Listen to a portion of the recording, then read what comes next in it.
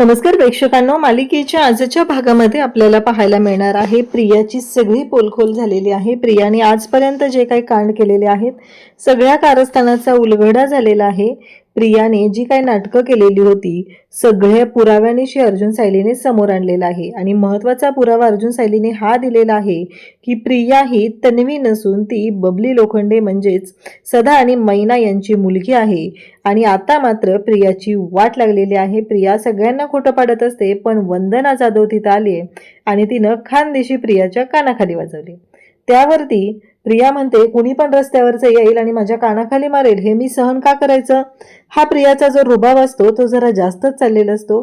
तेव्हा मात्र ती म्हणते, तू विसरली असशील पण एक गोष्ट लक्षात ठेव, 20 वर्षापूर्वी माझ्या मुलाला जे तू अपंग करून ठेवलेलं आहे तसाच माझा मुलगा अजूनही अपंग आहे। या सगळ्याला जबाबदार फक्त आणि फक्त तू आहेस। तुझ्यामुळे हे सगळं झालेलं आहे। माझा मुलगा आजही अंथरुणाला खिळून आहे। तेव्हा मात्र अर्जुनने सांगितलेलं ह्या जे काय सांगत आहेत ते खरं आहे आणि याचा पुरावा म्हणजे प्रियाच्या उजव्या खांद्यावर असलेली भाजलेली खून। अजूनही तो पुरावा प्रियाजवळ आहे असं म्हणत आता अर्जुन सायलीने प्रियाच्या बाबतीतले सगळी भांडाफोड केलेली आहे। आता नक्की कोणते पुरावे दिलेत, कशा पद्धतीने हे पुरावे गोळा केले, सगळ्यांच्या समोर हे जेव्हा सांगितलं जातं तेव्हा सगळ्यांनी जी काही रिॲक्शन दिलेली आहे ती मात्र खूपच पाहण्यासारखी आहे। हे सगळं कशा पद्धतीने होणार आहे ते आपण या व्हिडिओमध्ये पाहणार आहोत, त्यासाठी व्हिडिओ शेवटपर्यंत पहा। इकडे प्रिया किती खोटारडी आहे हे अर्जुन सांगत असतो। या सगळ्या गोष्टीला सुरुवात त्यावेळी झाली जेव्हा नागराज काका जेलमध्ये गेला आणि नागराज काकाने जेलमध्ये जाताना एक कोडं घातलं, ते म्हणजे मय सभा भरलेली आहे आणि त्या मय सभेमध्ये एक गोष्ट अशी घडत आहे आणि ती कुणालाच कळणार नाही, तुम्हाला लक्षात येणार नाही, तुमचं प्रिय घर ती पोकरणार आहे। आम्ही मात्र विचार करायला लागलो की हे कसं शक्य आहे, प्रिय घर म्हणजे काय। कारण घरातल्या सगळ्यांना असं वाटत असतं की आतापर्यंत सगळे पुरावे देऊन झालेत, प्रियाने आतापर्यंत घरातल्या कोणाकोणाला किती त्रास दिलेला आहे, कोणाकोणाशी किती वाईट पद्धतीनं ती वागलेली आहे हे सगळं सांगितलेलं आहे। तरीही अर्जुन सायली अजूनही पुरावेच का शोधतायत, अजूनही त्यांना असंच का वाटतंय की हे पुरावे आपण सगळ्यांच्या समोर आणले पाहिजेत, हा विचार त्यांच्या डोक्यात सुरू झालेला असतो। आणि तेव्हा मात्र आता लक्षात येतं ते म्हणजे अर्जुन आणि सायली स्पष्टपणे सगळ्यांच्या समोर सांगू लागतात की तेव्हा आम्ही विचार करायला लागलो, आपल्या घरात अशी कोणती व्यक्ती आहे की ज्यामुळं आपल्या सगळ्यांना एवढा त्रास होत आहे, आपल्या सगळ्यांच्या बाबतीत चुकीचं घडत आहे आणि तरीही त्या व्यक्तीला काहीच फरक पडत नाहीये। अशी कोणती व्यक्ती असणार आहे आणि कोण आहे ती। मग आम्ही शोध घेतला आणि तेव्हा लक्षात आलं प्रिया, कारण प्रिया ही चुकीचं वागत आहे, ती आतापर्यंत कधीच कोणाशी चांगलं वागलेली नाही। या सगळ्या गोष्टी समोर येत होत्या आणि आम्ही मात्र त्या गोष्टींचा विचार करत होतो की आपल्या घराला पोखरणारी, आपल्या घराला उद्ध्वस्त करणारी ती व्यक्ती मग प्रिया हे लक्षात येताच आम्ही ठरवलं की तिच्या बाबतीत आपण सगळ्या गोष्टींचा शोध घ्यायचा। तेव्हा इकडे प्रताप सुद्धा म्हणत असतो की तेव्हाही लक्षात नव्हतं आलं आमच्या की नक्की काय झालंय, कसलं कोड आहे हे, कशाबद्दल नागराज बोललाय हे कळलं नव्हतं। तेव्हा अर्जुन सांगू लागतो की हो, तेच तर कोड आता तुमच्या सगळ्यांच्या समोर उलगडणार आहे। मग प्रियाचं खायचे दात वेगळे आणि दाखवायचे दात वेगळे आहेत हे आमच्या सगळ्यांच्या आम्हाला माहिती होतं आणि म्हणून तर आम्ही त्या गोष्टीचा शोध घ्यायचं ठरवलं। पण प्रिया किती धूर्त आणि चालाक आहे हे आपल्याला माहितीच होतं। या गोष्टीला खरी सुरुवात झाली ती म्हणजे होळीच्या दिवशी। होळीच्या दिवशी प्रतिमा आत्यांना चक्कर आली। सायली सगळं डिटेलमध्ये सांगत असते, अगदी काय काय घडलंय, कसं घडलंय, कुठून सुरुवात झाली, या सगळ्या गोष्टी सायली डिटेलमध्ये सांगत असते। कारण अर्जुन आणि सायलीने प्रियावरती एवढा स्टडी केलेला असतो प्रेक्षकांनो की आजपर्यंत प्रियाने जे काही कांड केलेले आहेत ते अर्जुन आणि सायली दोघांनाही चांगलेच माहिती आहेत। आणि मग प्रिया सुद्धा शॉक झालेली असते। प्रियाला माहीतच नसतं की या दोघांमध्ये अजून कोणत्या गोष्टी आपल्या बाबतीतल्या आलेल्या आहेत, या दोघांना आपल्या बाबतीतलं काय काय कळलंय, या कुठल्याच गोष्टीचा उलगडा प्रियाला होत नसतो। मग सुरुवात अशी झाली की होळीच्या दिवशी प्रतिमा आत्यांना चक्कर आली। आता प्रतिमा आत्यांना चक्कर आलेली होती, एवढं सगळं झालेलं होतं। प्रियाचा ब्लड ग्रुप आणि प्रतिमा आत्यांचा ब्लड ग्रुप सेम आहे। मग प्रतिमा आत्यांना ब्लड देण्यासाठी प्रियाने धावलं पाहिजे, धावाधाव केली पाहिजे, पण प्रियाने ते काहीच केलं नाही, कारण प्रियाला ते करायचंच नव्हतं। प्रियाला असं वाटत होतं की आपण हे केलं तर आपणच अडकले जाणार आहोत। सगळेजण म्हणतात कसं शक्य आहे। तेव्हा हॉस्पिटलमध्ये घडलेला प्रसंग अर्जुन सांगत असतो। रविराज म्हणत असतो की मला माहिती आहे तन्वीचा ब्लड ग्रुप हा आणि प्रतिमाचा ब्लड ग्रुप, दोघींचाही ब्लड ग्रुप सेम आहे. आता मात्र रविराजने हे सांगितल्यानंतर लगेचच अश्विन म्हणतो की मी तन्वीला बोलवून घेतो हॉस्पिटलमध्ये. पण प्रियाला बोलवल्यानंतर प्रिया ही हॉस्पिटलमध्ये पोचलेलीच नसते. प्रिया का पोचली नाही हॉस्पिटलमध्ये, हा प्रश्न जेव्हा उभा राहतो तेव्हा अर्जुन सांगतो की त्याचं उत्तर काय आहे. कारण तिचा ब्लड ग्रुप हा प्रतिमात्याशी मॅच होतच नव्हता. कारण तिचा ब्लड ग्रुप हा वेगळा आहे आणि म्हणूनच तिने हॉस्पिटलमध्ये पोहोचली नाही. तिने वेळ काढला, त्या गोष्टीसाठी वेळ काढत गेली. आपण तिथे वाट बघत होतो पण ती आली नाही. कोणती मुलगी असं करेल? आपल्या आईला ब्लड द्यायचं आहे तर आपल्या आईला ब्लड देण्यासाठी धावत तिनं यायला हवं होतं. पण तिनं ते केलेलं नाही, ती आलेली नाही. त्याचं एकमेव कारण होतं ते म्हणजे तिचा ब्लड ग्रुप हा वेगळा आहे. आता हे शोधणं, प्रियाचं सॅम्पल घेणं, ह्या गोष्टी तेवढ्या सोप्या नव्हत्या. ह्या गोष्टी करण्यासाठी आम्हाला एक गोष्ट करावी लागली, ती म्हणजे आम्ही धुलवडीच्या दिवशी ब्लड डोनेशन कॅम्प भरवला आणि त्यावेळी प्रियाचं सॅम्पल घेतलं. ह्यावेळेस आम्ही पूर्ण तयारी केलेली होती. काहीही झालं तरीही यावेळेस आम्ही पूर्ण तयारी केलेली होती आणि ती पूर्ण तयारी म्हणजेच प्रिया ब्लड डोनेशन केल्यानंतर म्हणजे ब्लड सॅम्पल चेंज करू शकणार नाही आणि आणखी त्याबरोबर महत्त्वाची गोष्ट म्हणजे एवढंच नाही तर प्रिया आणखी एक गोष्ट करू शकणार नाही, ती म्हणजे तिथले रिपोर्टसुद्धा बदलू शकणार नाही. हे आहेत प्रियाचे रिपोर्ट. असं म्हणत अर्जुन आणि सायलीने प्रियाचे रिपोर्ट समोर दिलेले असतात आणि जेव्हा प्रियाचे रिपोर्ट दाखवले जातात तेव्हा त्यामध्ये प्रियाचा ब्लड ग्रुप हा AB पॉझिटिव्ह असतो. आता मात्र सगळेजण चाट पडतात. कारण आता आणखी एक बॉम्ब फुटलेला असतो. प्रियाने जे काय केलेलं असतं ते सगळं समोर येत असतं. प्रियाने आजपर्यंत जे काही कांड केलेले आहेत ते सगळे कांड हळूहळू समोर यायला लागलेले असतात. कारण प्रियाला असं वाटत होतं की तिनं काहीच चुकीचं केलेलं नाही आहे. तिनं जे काय वागते ते अगदी बरोबर वागते. पण आज तिचाच पर्दाफाश व्हायला सुरुवात झालेली असते.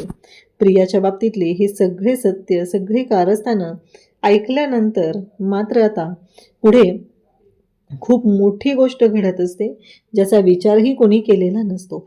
म्हणजेच आता दुसरी गोष्ट प्रियाचा पाठलाग केल्यानंतर समोर आलं आणि ते म्हणजेच प्रिया ही सदा आणि मैनाला पैसे द्यायला गेलेली होती. आता प्रश्न उभा राहतो की प्रियाने सदा आणि मैनाला पैसे द्यायचा संबंध काय? आपल्या घरातून त्यांना तर बाहेर काढलेलं होतं. मग ही बाई अजूनही तिथे पैसे का देत होती? तर या सगळ्याचा सोक्षमोक्ष लागला तो थोडा विचित्र अशा पद्धतीने. तिथे गेल्यानंतर सदा आणि मैनाने सांगितलं की आम्ही तिच्याकडून कर्ज घेतले. आम्हाला तर पैशांची गरज आहे आणि म्हणूनच आम्ही तिच्याकडून कर्ज घेतलेलं आहे आणि त्यासाठीच या सगळ्या गोष्टी केलेल्या आहेत. आता मात्र इकडे सगळ्यांना धक्का बसतो. कारण प्रश्नच नव्हता प्रियाने त्यांना कर्ज द्यायचा. प्रिया म्हणते की मी असं काहीच केलेलं नाही आहे. मी जे काही केलेलं आहे ते असं काहीच केलेलं नाही आहे. कारण मला तर गरिबांना दान करायचं होतं. तेव्हा अर्जुन म्हणतो, सिनियर तुला आठवतंय का? आम्ही तुला प्रियाचं बँक स्टेटमेंट मागितलं होतं. तेव्हा रविराज म्हणतात की हो, तुम्ही मला बँक स्टेटमेंट मागितलं होतं आणि मी ते तुम्हाला दिलंही होतं. इव्हन बँकेशीही कॉन्टॅक्ट केलेला होता. मग अर्जुन म्हणतो की एखाद्याला मदत करायची आहे तर प्रत्येक महिन्याच्या त्याच तारखेला का पैसे दिले जातात? म्हणजे गरिबाला मदत करायची आहे तर आपण एकदा करतो, दोनदा करतो. पण कंटिन्युअसली जर ह्या गोष्टी होत असतील तर त्याच्यामागे काहीतरी अशी गोष्ट आहे की जी आपल्याला कळू नये असं वाटत होतं ती गोष्ट. आता मात्र सगळेजण पाहत राहतात. प्रिया आता बोलती बंद झालेली असते. ती म्हणत असते की हे सगळं खोटं आहे, हे सगळं खोटं आहे. मला अडकवण्यासाठी अर्जुन सायलीने हा केलेला प्लॅन आहे. ते दोघं मिळून मला अडकवत आहेत असं ती सगळ्यांच्या समोर आव आणून सांगू लागते. तेव्हा सायली म्हणते यातलं काहीही खोटं नाही, हे सगळं खरं आहे आणि या सगळ्याचे पुरावे आहेत. तेव्हा अश्विन म्हणतो की बरोबर आहे, तिनं तर दान करत होती. अर्जुन म्हणतो की एक गोष्ट लक्षात ठेवा, सदा आणि मैना यांना 5 मुली होत्या आणि मग 5वी मुलगी ही सायली आहे असं सांगितलं होतं, बरोबर? पण 5वी मुलगी ही सायली नव्हती, तर 5वी मुलगी ही प्रिया आहे. हे ऐकल्यानंतर सगळ्यांना धक्का बसतो. कारण आम्ही जेव्हा शाळेच्या जवळपास जाऊन सगळ्या गोष्टींचा शोध घेतला तेव्हा या सगळ्या गोष्टी समोर आल्या आणि ते सगळं सत्य आज आम्ही तुमच्या समोर मांडत आहोत. हे ऐकल्यानंतर सगळ्यांनाच धक्का बसलेला असतो. सगळेजण पाहत असतात की हे सगळं काय आहे. कारण जेव्हा आम्ही प्रियाचा शोध घेत होतो, प्रियावर बारीक लक्ष ठेवून होतो आणि तेव्हा मात्र समोर गोष्टी घडत होत्या आणि प्रिया खोटं वागत होती. प्रिया महिपतच्या घरात घुसली. प्रिया महिपतच्या घरात घुसल्यानंतर आम्हाला असं वाटलं की नाही, काहीतरी वेगळं असेल. तिथं जाऊन तिनं जे गाठोड आणलं त्या गाठोड्यावरून स्पष्ट झालं की ते गाठोडं जे आहे ते प्रियाचं नव्हतं. तिनं सगळ्यांना जे गाठोडं दाखवलं माझं म्हणून ते गाठोडं माझं नव्हतं, कारण आम्ही त्या फोटोचा शोध घेतला आणि त्यानंतर आमच्या समोर गोष्टी क्लिअर झाल्या आणि त्या म्हणजेच की प्रियानेच हे सगळं केलेलं कांड होतं. म्हणजेच प्रिया हीच बबली लोखंडे आहे. आता मात्र सगळ्यांना धक्का बसतो, सगळेजण पाहत राहतात, कारण ही गोष्ट वाटते तेवढी सोपी नाही. प्रतिमाने देखील सांगितलेलं असतं की हो, मला अजिबात वाटत नव्हतं की ही माझी मुलगी आहे. म्हणजे आतून मला असं फीलच व्हायचं नाही आणि त्यामुळंच मी तिची परीक्षा घ्यायची ठरवली होती. त्यानंतर सायली सांगते की हे सगळं प्लॅनिंग मीच केलेलं होतं.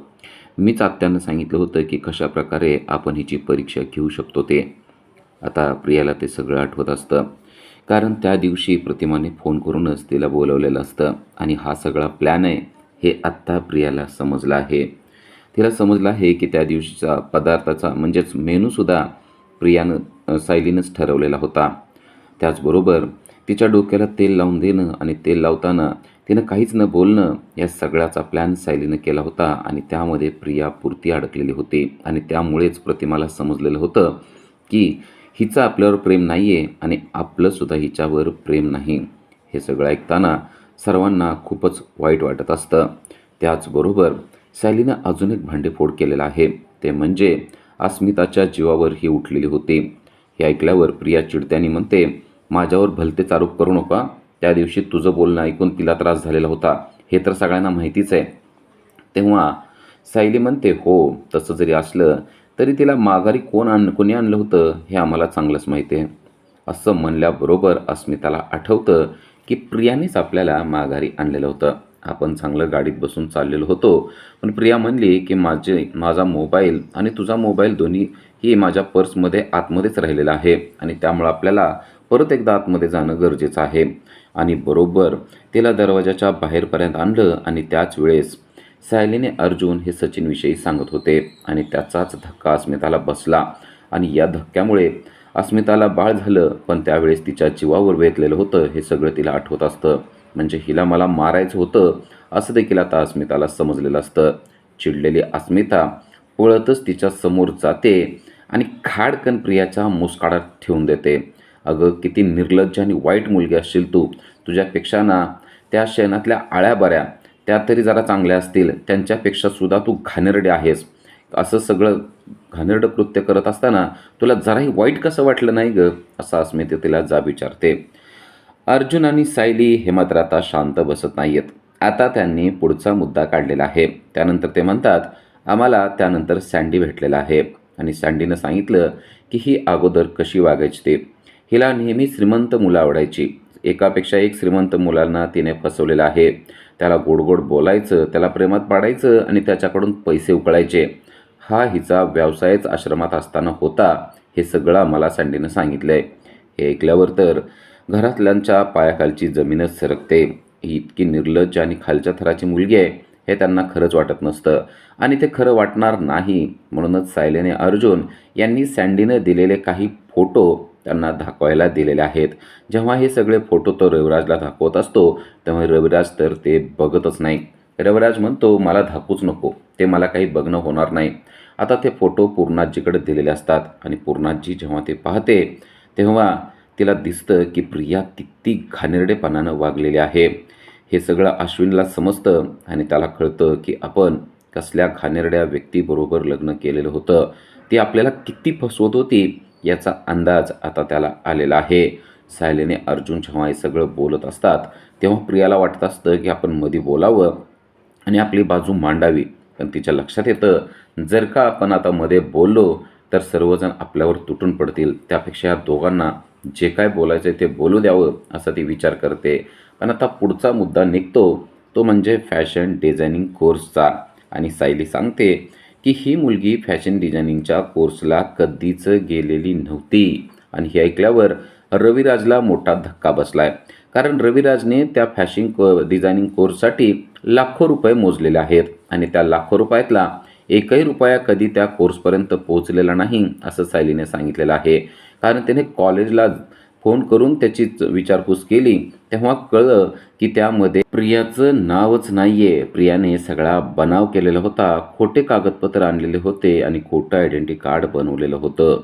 आता हे सगळं ऐकत असताना पूर्णाजी तर तिला आता घाल शिव्या घालत असते. एवढंच नव्हे, अजूनही पुढं ऐका असं म्हणून सायली सांगते की ही तर या दोघांच्या म्हणजेच मैना आणि सदा यांच्या जीवावर देखील उठलेली होती. त्यांना तिनेच गायब करून टाकलेलं होतं, त्यांना बंदिस्त करून ठेवलेलं होतं. आणि हे सगळं मला कळलं जेव्हा मी तिचा फोन उचलला. तो नंबर मंजिरी या नावाने सेव्ह होता, पण तिकडून बोलत होती ती म्हणजे मैना आणि त्यावरून मला कळलं की यांना तिने बंदिस्त करून ठेवलेलं आहे. आता त्यांच्या